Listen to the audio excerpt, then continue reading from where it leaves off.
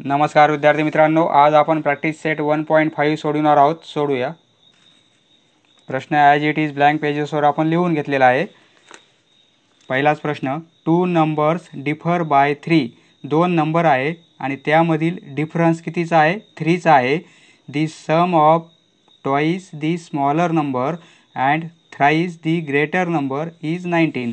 त्या दोन नंबरपैकी एक ग्रेटर आहे आणि एक स्मॉलर आहे, म्हणजे दोन्ही इक्वल नाहीत. एक स्मॉल आहे. Suppose x is a greater number.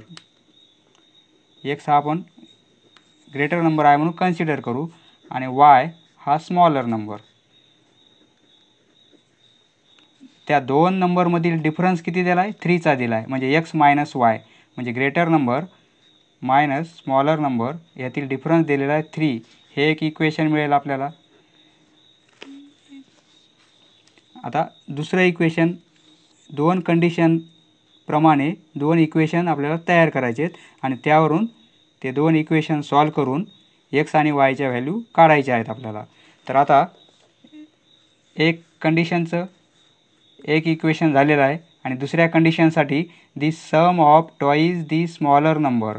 Sum म्हणजे addition of twice the smaller number. Smaller नंबरची ट्वाइस म्हणजे डबल, म्हणजे 2y. And thrice the greater number. Thrice म्हणजे ट्रिपल आणि ग्रेटर नंबर एक्स आहे, त्याची थ्राईस म्हणजे 3x. यांची सम किती येते? सम 19. सम आहे 19. हे आपलं दुसरं इक्वेशन होईल. हे दोन इक्वेशन आपण सॉल्व केले, एक्स आणि वायच्या व्हॅल्यू मिळतील आपल्याला. एक्स आणि वाय म्हणजेच ते नंबर असतील. सोडूया. सोल्युशन.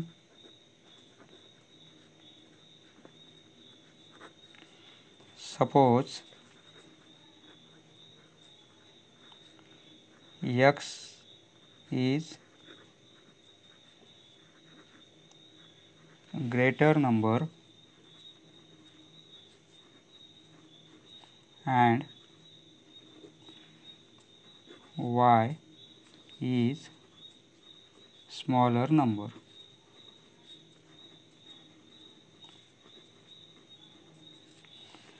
पहिली condition, from given data condition, from first condition.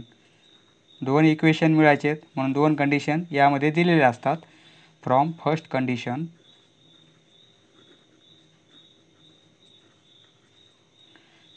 त्यांचा डिफरन्स 3चा आहे, म्हणजे x minus Y equal to 3. हे एक पहिलं इक्वेशन. आता दुसरी condition, from second condition. From second condition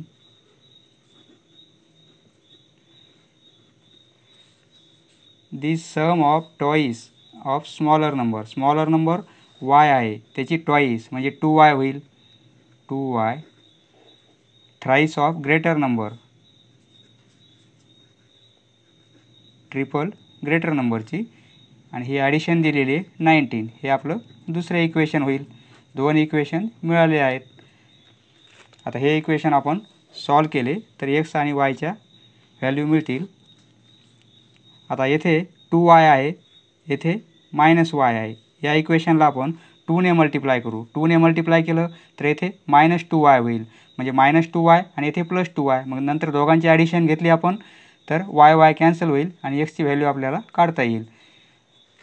आता या इक्वेशनला आपण 2ने मल्टिप्लाय करू, म्हणजे मल्टिप्लाईंग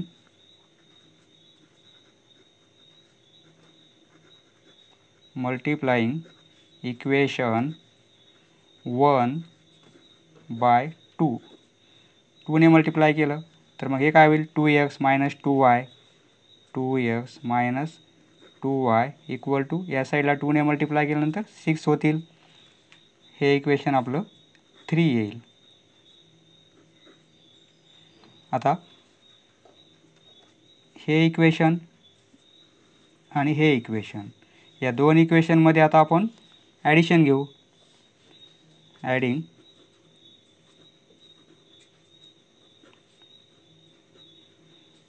दोघांचे कोइफिशियंट सेम आहेत. साईन जर अपोजिट असतील तर ॲडिशन घ्यायची, कोइफिशियंट सेम असून साईन जर सेम असेल तर त्यांची सबट्रॅक्शन घ्यायची.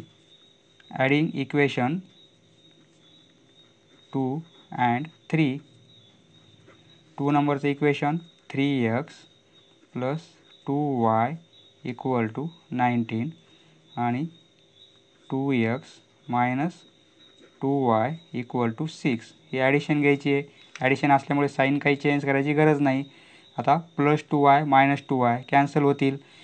3x 2x म्हणजे 5x = 19 + 6 25. यावरून x ची व्हॅल्यू मिळेल आपल्याला. Therefore 5x = 25. Therefore x = 25/5. हे आन्सर येईल 5. Therefore x = 5. 5 × 5 = 5 × 5 = 25 म्हणजे आन्सर 5 आलेलं आहे. x ची व्हॅल्यू आली आपली 5.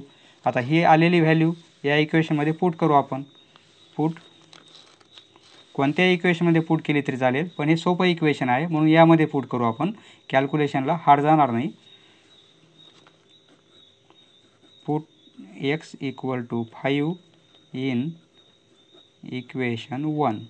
1चं इक्वेशन x - y = 3 आहे. म्हणजे x - y = 3. x ची व्हॅल्यू 5 पुट करायची. x ऐवजी 5 - y = 3. Therefore -y = 3. हे 5 या साईडला मायनसमध्ये येतील. देअरफॉर -y = -2 होतील. बरोबर आहे. आता आपल्याला दोन्ही साईडला मायनस आहे, कॅन्सल झाले. देअरफॉर y ची व्हॅल्यू मिळेल 2. आपला सोल्युशन काय आलं, मग आन्सर काय आलं आपलं? एक नंबर मिळाला 5 आणि एक नंबर मिळाला 2. यातील डिफरन्स आपला 3चा आहे. 5 - 2 = 3. तेच दिलं होतं. 2 नंबर्स डिफर बाय 3 म्हणजे 5 - 2 = 3. दॅट नंबर्स आन्सर येईल आपलं. That numbers are 5 and 2. Next, या डायग्राममध्ये आय एम अ रेक्टँगल म्हणजे ही डायग्राम रेक्टँगलची आहे. रेक्टँगलची डायग्राम असल्यामुळे आपल्याला माहीत आहे रेक्टँगलच्या अपोजिट साईड्स ह्या इक्वल असतात. म्हणजे ही साईड आणि ही साईड इक्वल आहे. म्हणजे या दोन व्हॅल्यूज इक्वल होतील. म्हणजे हे एक इक्वेशन होईल. आणि त्याप्रमाणे ही साईड आणि ही साईड इक्वल आहे.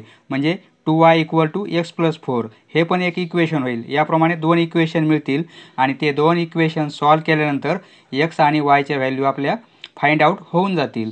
ज्यावेळेस x आणि y च्या व्हॅल्यू आपण फाइंड आउट करू, नंतर मग त्या व्हॅल्यू या साईड्समध्ये पुट केल्यानंतर साईड्स पण माहीत होतील आपल्याला.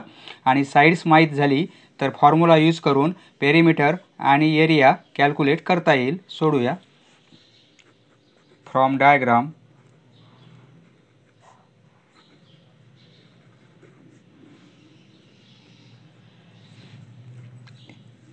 रेक्टँगलची ही साईड आणि ही साईड इक्वल.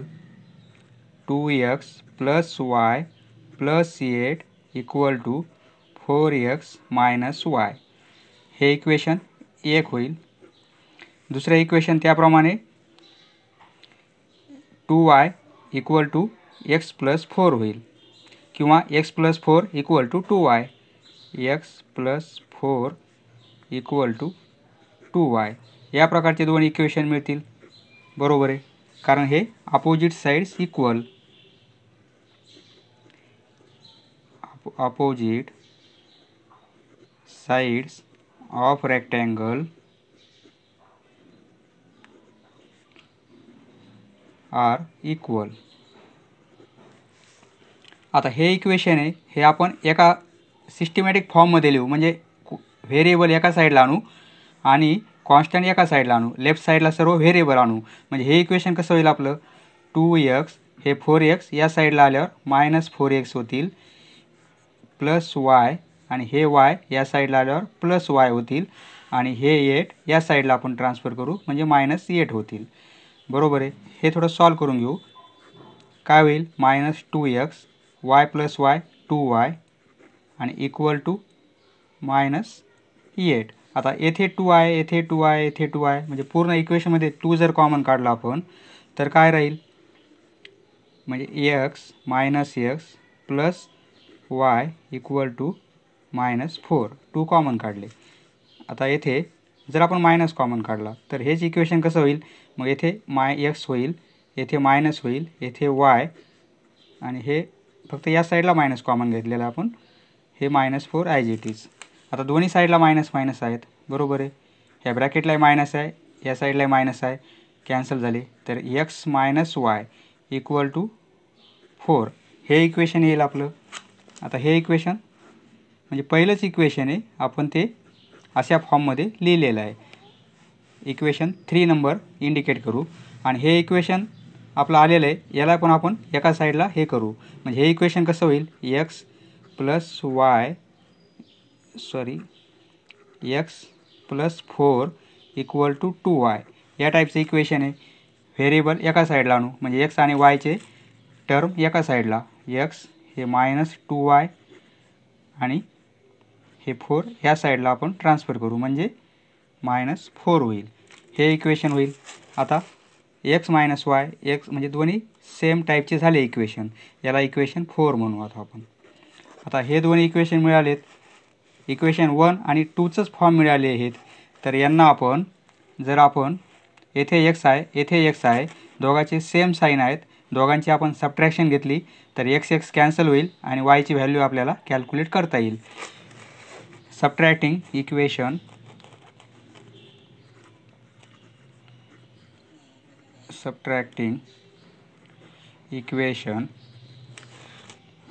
4 फ्रॉम 3.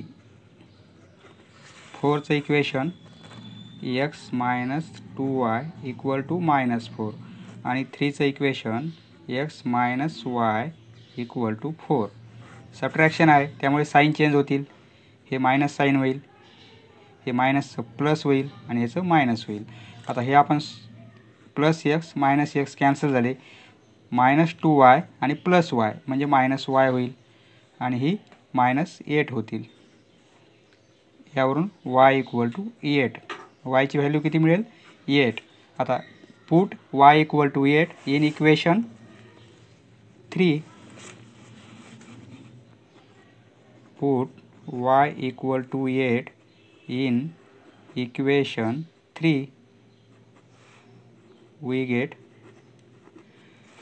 3 वायची व्हॅल्यू पुट करू, म्हणजे एक्स मायनस 8 इक्वल टू 4 हे इक्वेशन मिळेल. X minus 8 equal to 4, x equal to 4, 8 या साईडला गेलं प्लस होतील आणि एक्सची व्हॅल्यू मिळेल आपल्याला 12. एक्सची व्हॅल्यू काढली, वायची व्हॅल्यू काढली. आता या व्हॅल्यू आपण यामध्ये पुट केल्या तर साईड्स कॅल्क्युलेट करता येतील. आता आपण साईड्स काढू. Length of rectangle,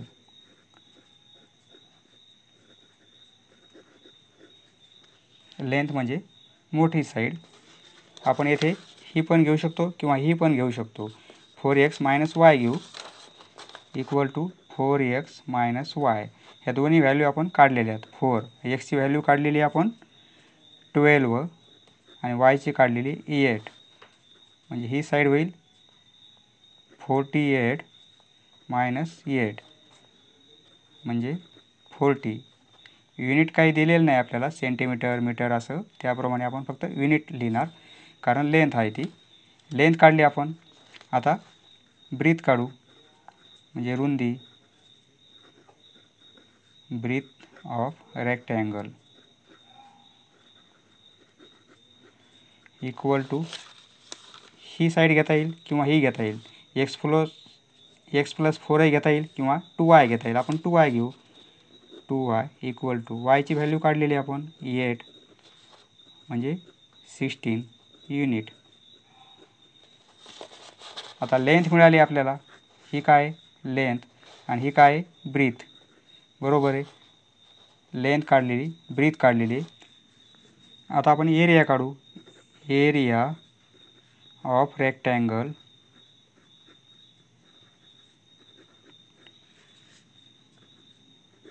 L into B, एलची व्हॅल्यू 40, बीची 16, 640, एरिया असल्यामुळे युनिट स्क्वेअर येईल किंवा स्क्वेअर युनिट स्क्वेअर. आता एरिया काढला आपण. आता काय काढणार? Perimeter of rectangle. पेरिमीटर म्हणजे सर्व बाजूंची ॲडिशन, म्हणजे 2 times length plus breadth. 2 into length काढलेली आपण 40, ब्रीथ आलेली आहे म्हणजे हे होईल 256. 2 इंटू 56 म्हणजे 112 पेरिमीटर आहे म्हणजे युनिट. मग आन्सर काय येईल आपलं? सर्व आपण व्हॅल्यू कॅल्क्युलेट केलेल्या आहेत. एक्सची व्हॅल्यू काढली आपण 12, वायची काढलेली आहे 8, एरिया काढलेला आहे 640 स्क्वेअर युनिट, पेरिमीटर काढलेली आहे, perimeter equal to unit. Next, तिसऱ्या प्रश्नामध्ये the sum of father's age and twice the age of his son is 70. Father's एजसाठी आपण एक्स कन्सिडर करू. फादर्स एज एक्स आणि सन्स एज वाय कन्सिडर करू. आता फादर्स एज म्हणजे X, twice age of his son, twice म्हणजे double म्हणजे 2y यांची सम म्हणजे ॲडिशन किती आहे? 70. हे एक इक्वेशन होईल आपलं. आता दुसऱ्या कंडिशनमध्ये दुसरं इक्वेशन काय तयार होईल? If we double the age of the फादर्सचं एज आपण डबल केलं म्हणजे फादरचं एज एक्स आहे, डबल केलं तर 2x होईल. अँड ॲड म्हणजे plus it to the age of his son Y. तर ही ॲडिशन आपली 95 येते. ही एक दुसऱ्या कंडिशनचं दुसरं इक्वेशन. हे दोन इक्वेशन मिळतील आपल्याला. X plus 2y equal to 70, 2x plus y equal to 95. आता या दोन इक्वेशनवरून आपल्याला एक्स आणि वायच्या व्हॅल्यू काढता येतील, म्हणजेच फादर्सचं एज आणि मुलाचं एज काढता येईल. सोडूया. सपोज फादर्स प्रेझेंट एज म्हणजे आजचे वय, present age is x, age असल्यामुळे इयर घ्यावं लागेल, x year. And his son's present age is y years. From first condition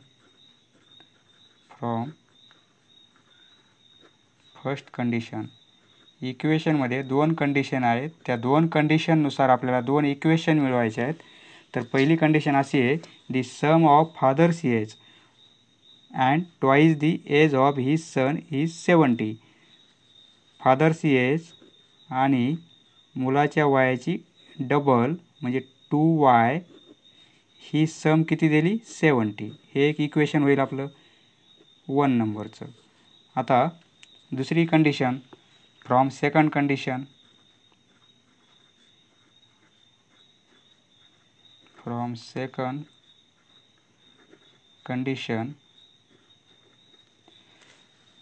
if we double the age of father's, वडिलाचं वय डबल केलं तर 2x होईल.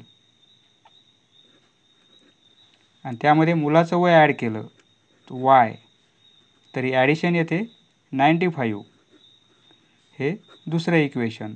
दोन इक्वेशन मिळाले आहेत. तर आता येथे 2i, येथे y आहे, 2y, येथे y, म्हणजे या इक्वेशनला आपण 2 ने मल्टिप्लाय करू. Multiplying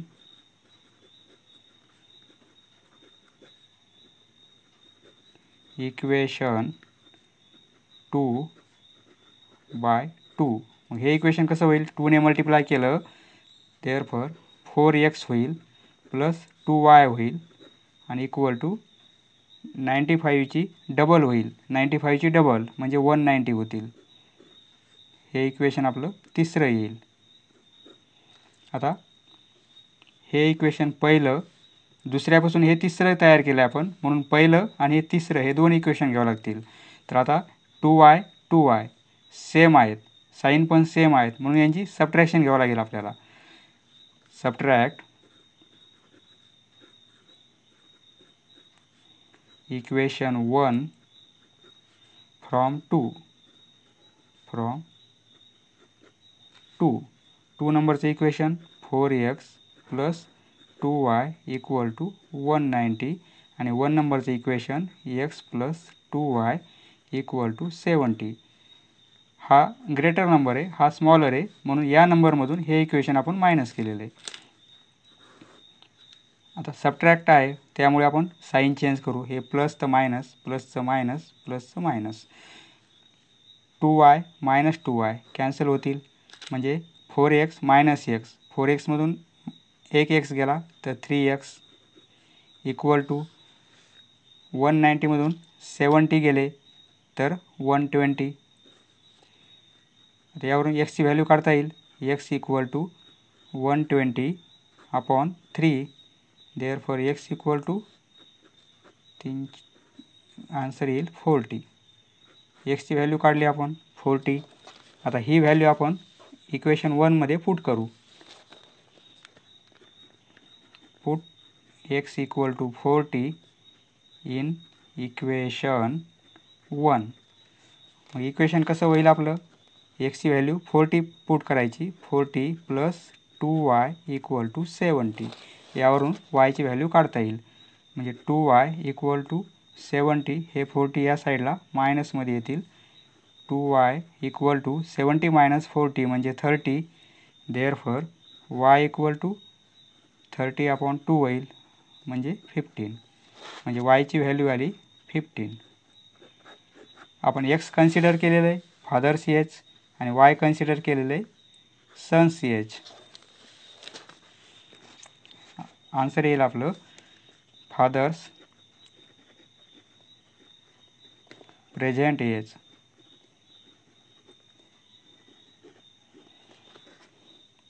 is 40 years and son's present age is 15 years. 15 years.